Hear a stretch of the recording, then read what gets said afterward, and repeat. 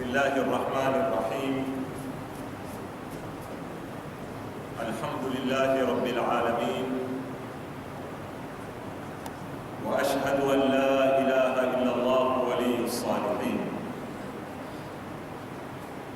وأشهد أن سيدنا محمدا عبده ورسوله سيد الأنبياء وخاتم المرسلين. اللهم صل وسلم على سيدنا محمد وآله الطيبين الطاهرين وأصحابه المنتجبين. أما بعد، فأوصيكم ونفسي بتقوى الله أيها الناس، فإن الله مع الذين اتقوا والذين هم محسنون. يقول الله سبحانه وتعالى: إن يمسسكم قرح فقد مس القوم قرح مثله، وتلك الأيام نداولها بين الناس، وليعلم الله الذين آمنوا ويتخذ منكم شهداء والله لا يحب الظالمين. صدق الله العلي العظيم. Zangu Waislamu, tuko katika mwezi wa Shawwal, na mwezi wa mfungo kwanza. Katika mwezi huu wa kalenda ya Kiislamu kuna matukio muhimu kadha wa kadha yaliyotokea ndani ya mwezi huu, lakini moja katika matukio haya muhimu ambalo ndilo nataka kusimama nalo katika hotuba ya leo ni ghazwatu Uhud au maarakatu Uhud, sita za Uhud.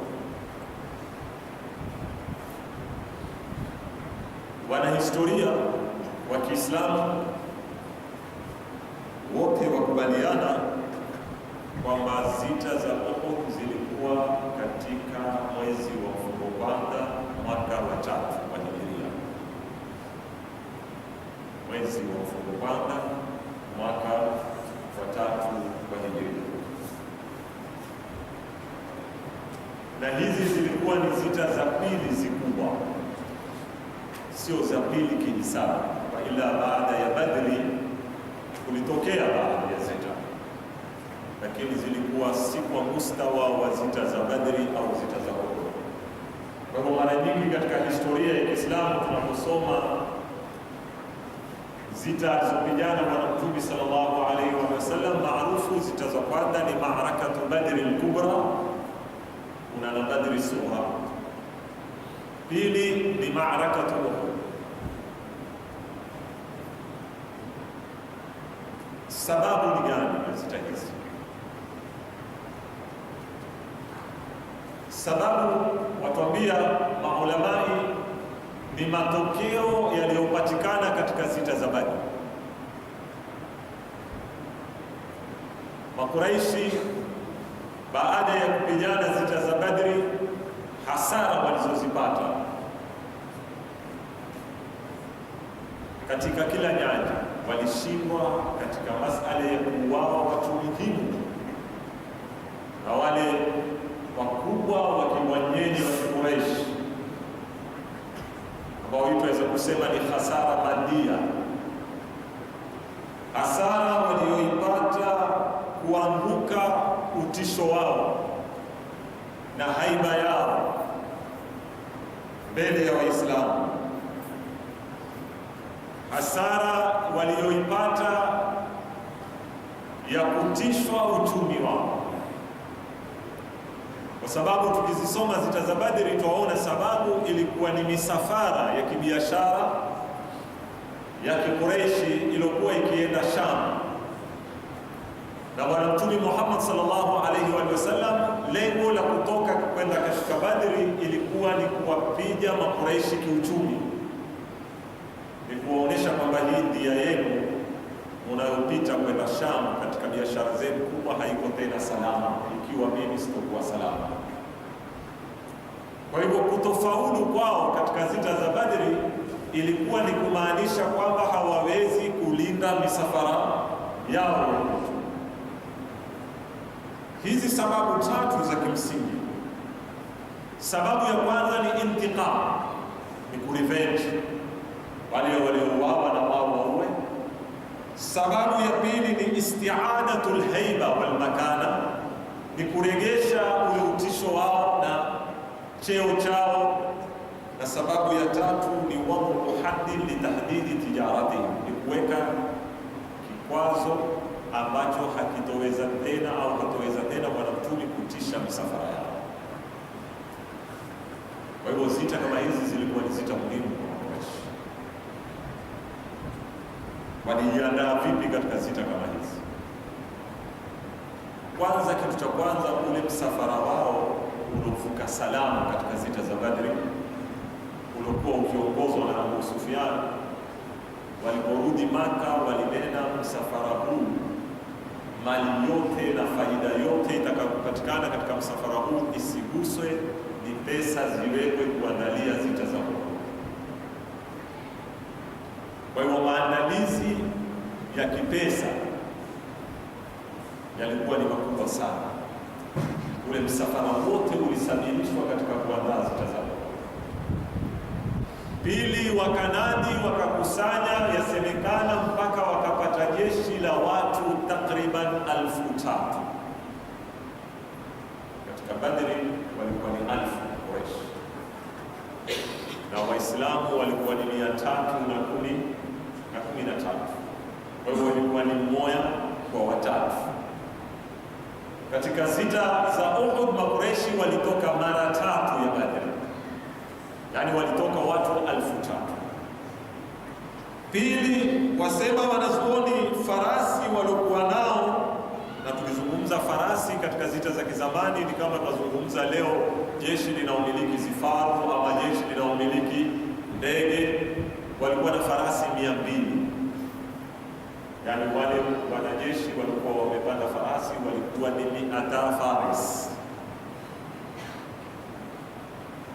Isitoshe wakatukuwa na wanawake, idadi imekhtalifiana wanawake waliotukuliwa, lakini kulitukuliwa idadi kubwa ya wanawake.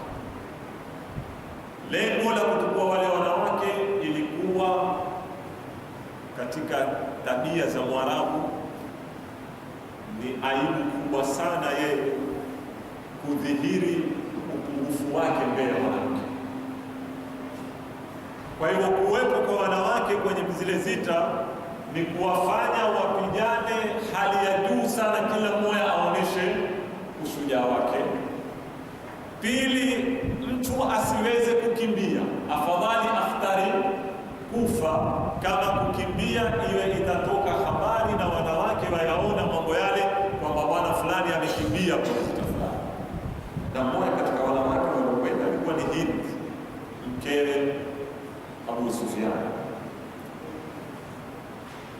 Na kabla ya kuanza zita, wanawake wakawa wimba wakiwatia moyo kwa lugha za kwetu, ndio maarufu na mashairi aliyotoa Hind wakinena, nahba banatu tariq namshi ala an-namariq wadurru fi al-manatiq tuqbilu mu'aniq au tudbiru mufariq fariqa ghayra wamiq. Mashairi walikuwa wakiimba ya kuwapandisha hasira Makureshi na kuwapa. Haya ndio matayarisho yalikuwekwa upande wa Makureshi. Wakatoka na jeshi wao kuivamia Madina. Intelligence ya Bwana Mtume Muhammad sallallahu alaihi wasallam, ambao yasemekana ni ammi yake ama ni wengine, ikamfikishia habari kwa Mtume kwamba Maka kuandaa jeshi kubwa linaweza kuvamia mji mzima wa Madina. Mtume sallallahu alaihi wasallam akawaita masahaba, akawapa hiyo habari. Na kabla ya kupata habari hizi, Mwenyezi Mungu Subhanahu wa Ta'ala akamuotesha. Serikali kuna ndoto aliyoota Bwana Mtume usiku wa kupambaukia zita za Uhud. Na ile ndoto haikuwa nzuri. Maana aliota mpanga wake unaingia pengo, ametia mkono mahali kwa hawezi kutoka. Kafasiriwa kwa tafsiri nyingi. Moja ilikuwa ni yeye atapigwa aumizwe, tafsiri nyingine ni mmoja katika watu wake wa karibu wa jamaa zake atauawa, ambao walikuwa ni Hamza ibn Abdul Muttalib. Kwa hivyo tayari Mtume kupitia ndoto na habari alizozipata akawakusanya maswahaba, akawaambia kwamba Makuraishi waja na jeshi kubwa na wayao kuivamia Maka. Maoni, kuna maoni gani? Maswahaba wakagawanyika katika maoni mawili. Kuna baadhi wakawa wanena tubaki ndani ya Madina, tupigane ndani ya moyo wetu, kwa sababu kwanza, kama wanavyonena Waarabu, ahlu Makka adra bishiabiha, watu wa Mui ni wazuri zaidi kuliko watoto zao.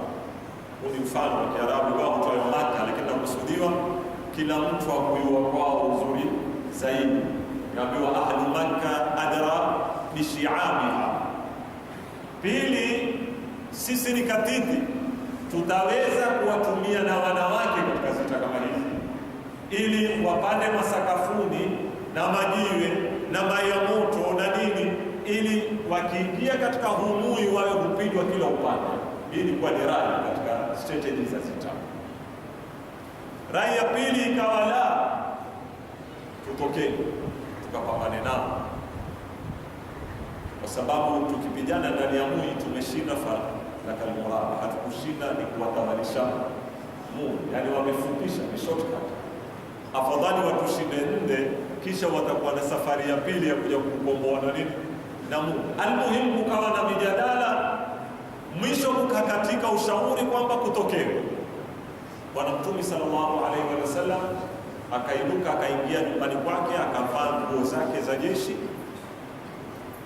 akatoka kwamba sasa kutokewe kwenye zita. Maswahaba wakaona labda ule uamuzi kama wamemlazimisha Bwana Mtume sallallahu alaihi wasallam, pengine yeye maoni yake ilikuwa zaidi ni kubaki Madina. Wakarudi wakamwambia haina haja. Hata wale waliomwambia tutoke wakamwambia haina haja, tutoke tena, lakini ndani. Ndio Mtume akajibu maneno yake maarufu akisema, la yanbaghi linabiyyin an yalbasa lamatan fayadauha hatta yuqatil. Hairuhusiwi kwa Mtume akishakuvaa nguo zake za jeshi kuzivua mpaka amalize kupigana.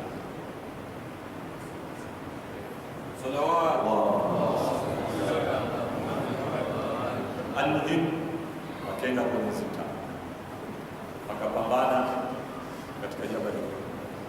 Waislamu walikuwa wangapi? Warikhina watuambia Mtume alitoka na watu wengi, takriban 1000 au zaidi ya 1000, lakini katikati ya barabara kukaanda mnong'ono wa wanafiki wakiongozwa na Abdullah bin Ubayy bin Salul. Na akaeleza Abdullah bin Ubayy bin Salul kukikinaisha kikundi chake cha wanafiki, akarudi nacho Madina kwa sumu na propaganda kila aina. Walobaki safi kuhudhuria zita kama zile walikuwa baadhi ya muarrikhina wanena ni 700 kamili, na baadhi kama mwenye Zadul Maad Ibn Qayyim al-Jawzi asema walikuwa ni 750, lakini hakuna amezonena zaidi ya hapo. Sasa ukifanya hisabu baina ya 700 na 3000 utaona kwamba Waislamu walikuwa wazidiwa kama vile wapi Badri au zaidi. Maana Badri ilikuwa ni 3 kwa moja, hapa ni karibu kurudia 4. Maana 700 kwa 4 ni 2800, bali 400 na nusu, ni 4 na nusu. Almuhimu kukapigana na katokea kitu muhimu. Nataka Waislamu wakiue ambacho chataka kusahihishwa kimafhumu, hakina makosa, lakini kieleweke vile vile. yajulikana Waislamu katika zita za Uhud walishindwa, lakini ukiketi kihisabu kihakika walishindwa, hawakushindwa. Na leo sasa hivi utakuwa kwenye vitabu za sera uangalie waliouawa katika Makuraishi na waliouawa katika Waislamu ni wangapi? Utaona Makuraishi walikuwa mbele. Pili, ukienda katika malengo ya Makuraishi kupigana zita za Uhud, yote hayakupatikana. Naam, kidogo walijivunia kwamba wamerevenge kwa kumuua Hamza, lakini hawakuweza kurudisha utisho wao, bali baada ya zita za Uhud ndio Makuraishi walikuwa dhaifu. Hawakuweza kuhakikisha misafara yao iko salama mpaka wakaenda kwenye mikataba na nani? Na Mtume Muhammad sallallahu alaihi wasallam. Lakini Waislamu walikuwa waupate ushindi safi, wakenda wakaupata ushindi nusu, na kwa sababu kadha wa kadha ambazo ndio nataka tuingie nazo kumaliza hotuba yangu, masomo ambayo tunataka tuyasome sisi leo kupitia zita za Badr. Somo la kwanza, kiongozi namna atakavyokuwa ni mtukufu, namna atakavyokuwa ni msafi, ni lazima ashauriane na watu wake. Hili ndio darasa anatufundisha, hususan katika mambo ambayo ni mustakbali wa umma kama vile zita za Uhud. Bwana Mtume Muhammad sallallahu alaihi wa sallam anapowaita masahaba zake kuwashauri, si kama mwingine anapoita kushauri kwamba pengine mambo yamemganya, pengine mambo hayaelewi uzuri. La, Mtume aongozwa na wahi, aelewa kila kitu, lakini kutaka kuwahusisha wale watu ni kutaka kuwafahamisha kwamba hili jambo ni lenu, hili jambo ni kwa manufaa yenu. Na mwanadamu siku zote anapohusishwa katika kupika, na yeye atakuwa mwandazi bora wakati wa kutawala. Na ndio utaona aya inamwambia Bwana Mtume, unapowashauri masahaba zako, lengo si kutukua maoni yao, maoni yako wewe, lakini lengo ni kuwahisisha kwamba wao na wao wamo. Ndio mwisho wa aya mwambia washawiruhum fil amr, lakini akamwambia wa idha azamta, ukikata shauri fatawakkal ala Allah. Kisha ukata shauri wewe, tawakkal kwa nani? Kwa Mwenyezi Mungu. Na ndio utaona Mtume alipokata shauri la kutoka kupigana, wao wote wakaamua kumwambia sasa tubaki wapi? Madina. Kaambia la, kuisha. Sababu Mtume ashaamua, ashachukua uamuzi ni huo, hakuna tena nafasi ya kurudi ushauri. Juzi niko safarini, nimepigiwa simu na mmoja katika waandishi wa gazeti la Nation, akaniuliza, nataka kukuuliza baadhi ya maswali kuhusu jambo fulani. Nikamwambia tafadhali. Kanambia kuhusu masala haya ya kukata cheti chetu cha mkuu cha kuzika, vipi msimamo wenu kama viongozi wa kidini? Na inaonesha mambo kama haya yana matatizo katika jamii. Majibu nilomjibu, nilimwambia hivi, nilimwambia taabu yenu nyinyi au taabu ya serikali ni kwamba wakiamua kufanya kitu chaweza kuwa ni maslahi kwa watu, lakini hawawahusishi watu wala hawawahusishi wanaohusika kuwaelezea malengo na filosofi ya kile kitu. Ndipo mkenda mtapata upinzani ukaenda kuimplement mambo kama haya. Kisha baada ya kupata upinzani ndio mkatuita sisi kama wazima moto. Hapa napenda sana utukue hili neno. Sio kazi ya viongozi wa dini au wa jamii kuzima moto. Kwa hiyo kazi ya mzima moto ile crisis tu, wakati wa matatizo ndio wewe wamuhusisha. Leo watakupita mahali hawa watu huwasikiza maimamu, basi watatuwaete maimamu wanene nao ili wewe ufanye nini? Upite. Ni makosa hiyo. Hayendi hivyo. Mungekuja mukaketi na maimamu mukawafahamisha, na sisi tukawafahamisha mila na desturi za watu wetu. Watu wetu hawaweki maiti. Wengi katika wenzetu wa Kenya waweza kuwekwa maiti mochari wiki 3 hayazikwa. Sisi akifaa asubuhi jioni ufanya nini? Umzika. Akifaa asubuhi siku ya pili uzikwa. Ni nani ataketi kwenda kufuata cheti? Ofisi ziko wapi? Na je ziko kwenye huduma saa zote? Na je ikiwa Jumamosi na Jumapili? Anayehusika na kutoa cheti kile hapo. Sasa sisi tutaketi bila muzika? Yeye akanambia maoni yako, kamwambia maoni sisi tunakaa.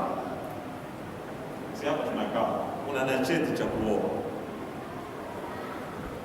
Ilipokuwa si rahisi kila mtu kila akitaka kuoa kwenda kwa kadhi kuoa pale pale ukoe cheti. Kwa ile sharia ikitakana hivyo. Wewe ukaoe kwa kadhi akupe nini? Cheti. Makadhi wametoa ruhusa kwa viongozi wa dini ambao ni maarufu katika kila mji. Leo yoyote akitaka kuoa mathalan akija kwangu mimi si kadhi wala sina cheti, nitakuoza, nitakupa barua, ukiipeka barua kwa kadhi ndio ishafanywa pengine mwezi, wiki 3, umemalizana honeymoon. Wengine ukishakuoza huoni tena mpaka wamalize na hiyo wanaita honeymoon. Haya kwa ustadi sasa mimi nitakwenda kutoa cheti.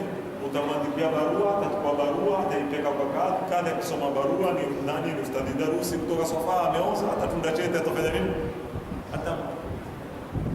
Na hakuna tatizo. Hakuna aloona cheti ni pingamizi katika nini? Katika kuoa. Kwa nini na haya masala ya kuzika hamuiti mkutano machifu na mahemeni na viongozi wa kidini na nini, muka-identify watu katika kila mtaa na katika kila msikiti ambao waweza ku-authorize mazishi yaendelee na kutukua details za alizokuwa aliyekufa, na baadaye kutoa barua rasmi kwamba mimi niliidhinisha hawa wafanye nini, huyu azikwe, na sasa nenda ofisini mahala panapumzika upewe nini? Kibali. Very simple. Ambapo watu watakawafahamishwe cheti kile, pengine serikali ina malengo muhimu kwa maslaha yetu. Watu wafahamishwe kwamba kile cheti kina mustakbali wako na watoto wako. Kesho wewe wataka death certificate ya ule mtoto ya ule maiti, na pengine kwenda katika ofisi kutaka kuipata death certificate mpaka utoe nini? Cheti cha kuzika, kwamba wewe ulikuwa ruhusa ya kuzika. Sasa waweza kusababisha kukosa document muhimu katika maisha yako, ambayo mambo mingi utayataka lazima uipate document kama hiyo. Lakini haya mambo yalikuja yakapitishwa na mfano, lakini watu hawakuhusishwa. Leo yamekuwa yana matatizo. Sasa ndio warudiwa nani? Maimamu. Na mimi ndio nikawaambia wasitufanye kama wazima moto. Sasa umuhimu wa kushauri si maana siku zote tukafahamiane kwamba mimi ninapokuja kukushauri sijajua la kufanya, wala wewe naye kushauri wanishinda maarifa. Yaweza kuwa ushauri wako hauna thamani yoyote kwa mimi, wala hauwezi kuchangia chochote, lakini utarahisisha kuimplement yale nitakayoyapitisha. Kwa hapa ninaposema pelekeeni watu maendeleo na wahusisheni katika yale maendeleo. watu si punda wala si kuku, kwamba maadamu mimi nilolifanya lina maendeleo, lazima watu wakubali kwamba haya ni maendeleo. Si kila mtu ana mato kama yako, si kila mtu huona unapoona wewe, si kila mtu hufahamu kwa kiwango cha ufahamu wako. Kuna baadhi ya mambo watu lazima wafahamishwe, na ukitowafahamisha watakataa na watayaona yale sio, na baadaye utabaki uketi kulaumu unene kwamba mimi nimewafanyia maendeleo, lakini watu hawataki kutambua. Uliwafanya watambue. Hiyo nukta. Nukta ya pili, sasa hivi kuna mvutano kati ya county assembly na government kuhusu masala ya budget.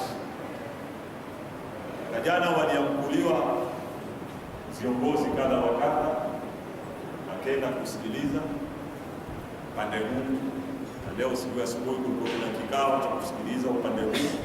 Ni hatua nzuri na ni malengo na ni matumaini yetu hizi nguvu mbili zikiweza kuwa pamoja na kushirikiana katika kuangalia maendeleo ya jamii. Lakini nataka kurudi pale pale mimi kuambia kitu kimoja, usitufanye mashehe ni wazima moto. Tafadhali. Kwa sababu kuna mengi katika hii kaunti yanayohitaji kushirikishwa watu. Na mimi hapa sisemi mashehe kwamba wao ndio wenye kushirikishwa peke yao. Wao ni sehemu katika hii jamii. Hii jamii na viongozi katika kila tabaka. Wahusisheni watu wakati pia mumeelewana. Kama pale nilipoambia hapa miaka 3 na 4 iliyopita, msituamkueni tu wakati wa kusoma albadiri, tuamkueni na wakati wa kusoma maulidi.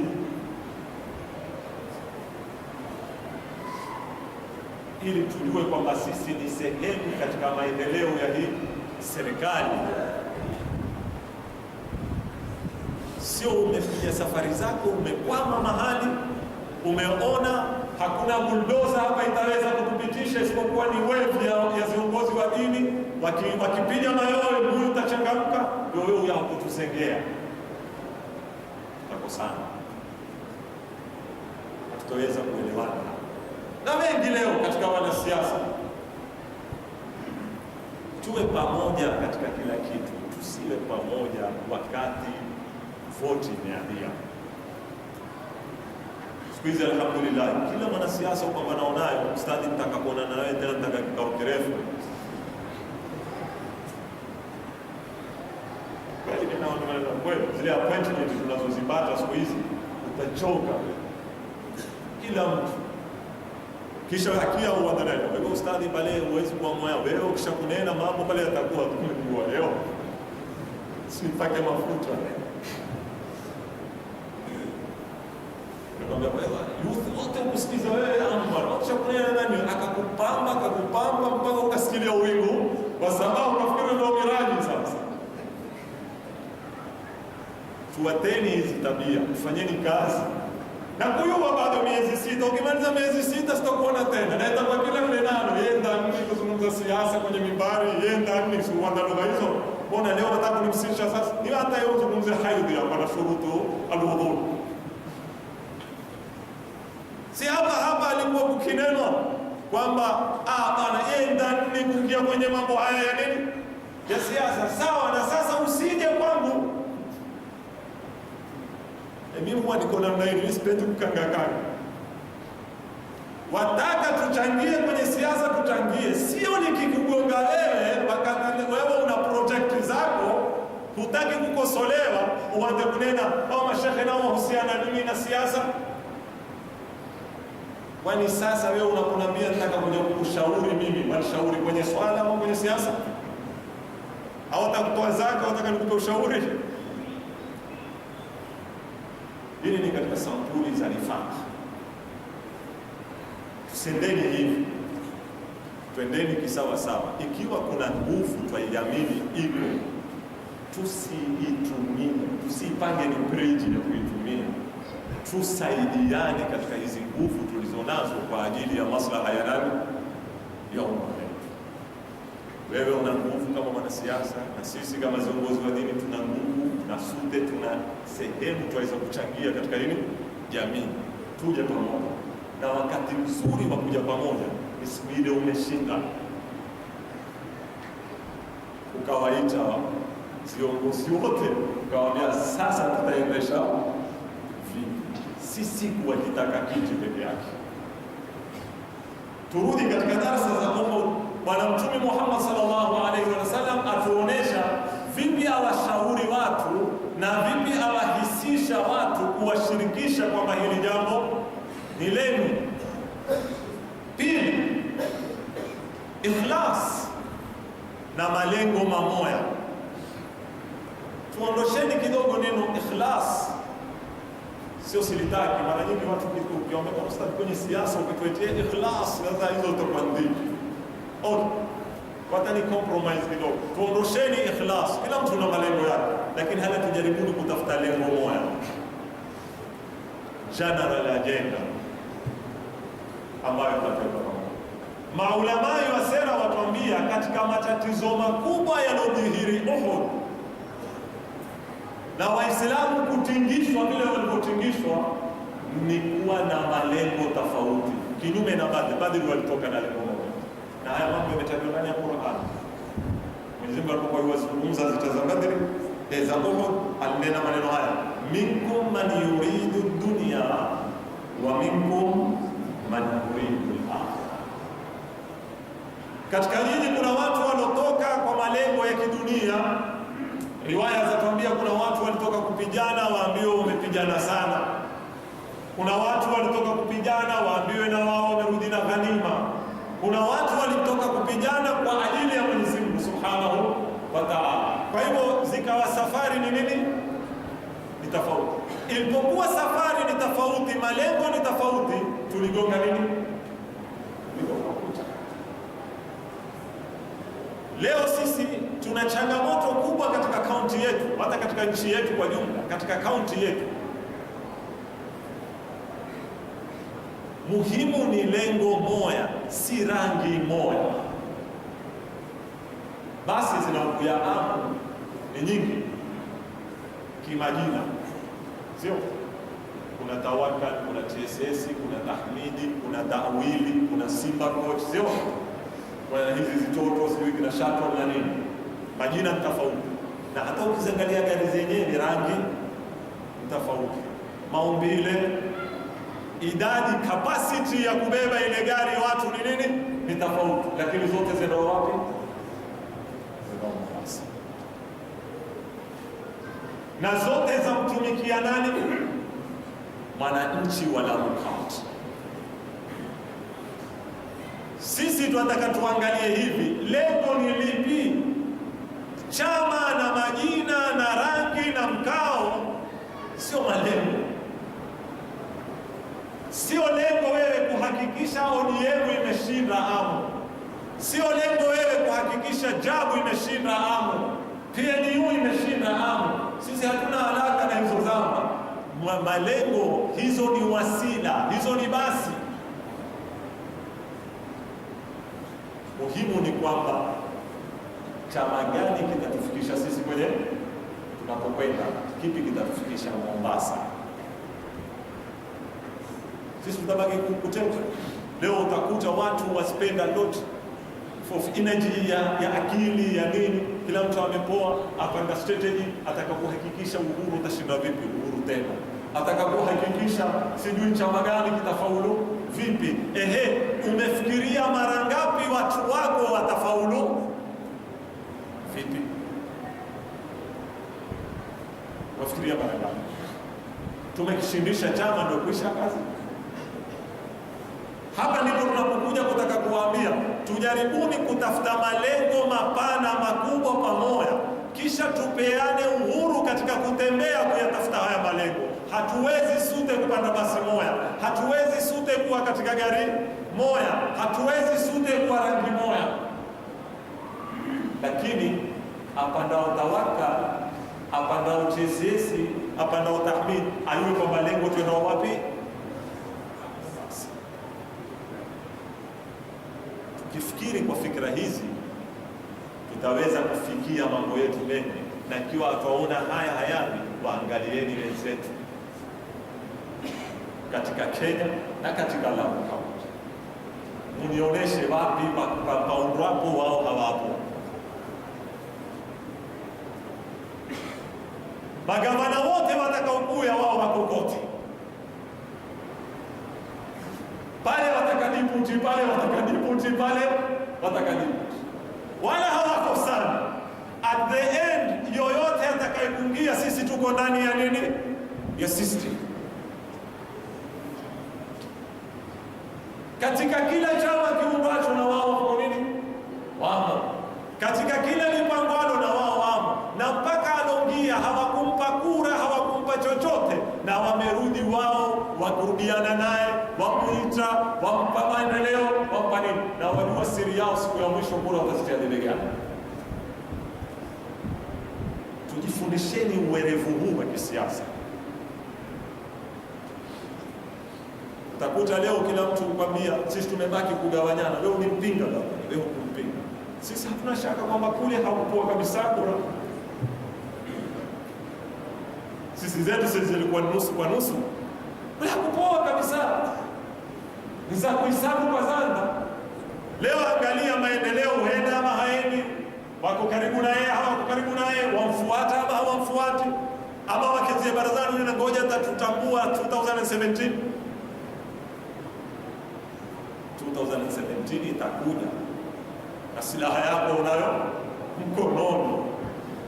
Lakini sasa hivi ni wakati wa maendeleo, ni wakati wa kujenga, ni wakati anaovoti na asiyevoti ni Mkenya na ni wananchi wa Lamu County, na astahiki kupewa huduma na kupata matunda ya devolution ambayo hayakuwekwa kwa waliovoti ikawatoa waliofanya nini, waliopinga. Ni matunda ya Wakenya wote. Tujifundisheni uwerevu wa kisiasa. Tutapunguza chuki na tutapunguza mikao, na itakuwa sote twasema kullu turuq, kama wanavyosema, tuaddi ila Roma. Barabara zote zitatufikisha wapi? Roma. Lakini ikiwa tunaijua Roma yetu ni ipi, ni hii tunapopenda. Katika madarasa tunaoyasoma katika zita za Uhud na maliza, ni umuhimu wa kushikilia amri ya uongozi, hata kama tumebainikiwa amri hii ina makosa, wakati ishateremka ground, iko kwenye kutekelezwa, haifai kupingwa, angalau irudishwe kwenye meza, irakibishwe. Usichallenge ground. Wakati mkiketi, na si uongozi kwa maana ya kiongozi, mkiketi, hata mkawa chama, mkaamua yangu lishaanza kutekelezwa, hakikishani mmeendelea vile mlivyolipanga, kwa sababu kubadilisha katikati na kuchallenge katikati mwavunda uwezo wa uongozi. Niwahi kuwatolea kisa mimi siku moja katika hutuba ya mfungo sita hapa. Kuna bwana mmoja mwerevu alikwenda kwenye kijiji cha Wainga. Kile kijiji cha Wainga akaenda akamdirika mfalme. Watu wote wakiamka asubuhi, katika sharia za kile kijiji, huya nyumbani kwa mfalme kabla ya kufanya lolote, wakasimama wakapiga swafu.